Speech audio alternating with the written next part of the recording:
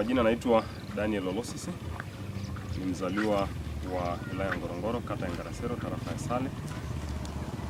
Ndugu Mheshimiwa Rais wa Jamhuri ya Muungano wa Tanzania, kama Ngorongoro ni urithi wa dunia, je, wananchi walioko hapa kwa visasi nao si sehemu ya urithi wa dunia hiyo? Kama lengo ni kulinda mazingira kwa kisasi kijacho, je, maamuzi yanayofanyika leo yanajenga haki na amani ya kudumu kwa watu wanaoishi leo? Kwa hizo tume zilizowasilisha hizo taarifa na kusema kwamba hizi ardhi zitaifishwe kama ziwa Natron. Nikianzia hapa nilipozaliwa Ngarasero, ambalo ndio bonde la Lake Natron. Kwa mfano Oldonyo Lengai. Oldonyo Lengai ni sehemu ambayo Wamasai wanaenda wanafanya ibada zao. Kama tunapoamini kwamba Wamasai wote sio Wakristo.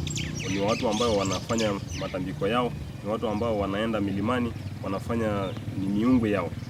Wanapotaibisha Oldonyo Lengai, hapo tunaamini ya kwamba tutakuwa tumeua ecologically ya Wamasai kabisa, hawatapata sehemu za kuabudu.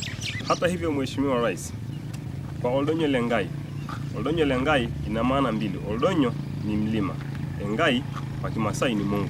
Ukiwaondoa hawa Wamasai hapa leo hii, utakuwa umeingilia tamaduni zao, utakuwa umewaingilia kwa nafasi kubwa, hawatapata tena sehemu za kuabudu, na utakuwa umeua vile vizazi ambavyo mababu yetu walituandalia tuwe tunaabudu pale. Sisi tuna imani kwamba Oldonyo Lengai ni sehemu ya sisi kwenda kuabudu.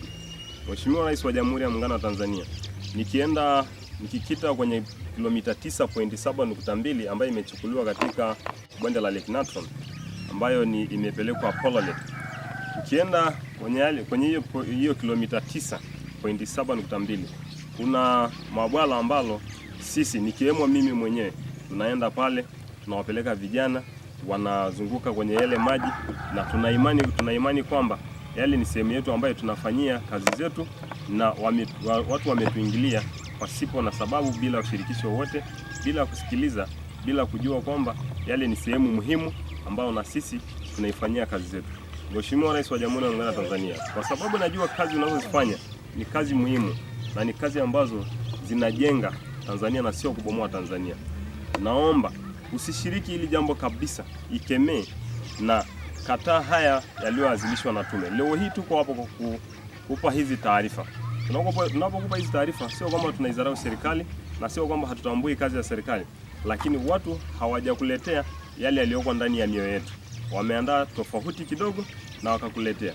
Kwa mfano, Mheshimiwa Rais, ukiangalia nikikita kwenye hii Rift Valley, hizi ndio sehemu ambazo watu wanaachiwa. Je, watu wataishi kwenye milima? Mheshimiwa Rais wa Jamhuri ya Muungano wa Tanzania, ningeomba mashauri tu kama mwananchi wa kawaida, naomba ingilia hili jambo, waachie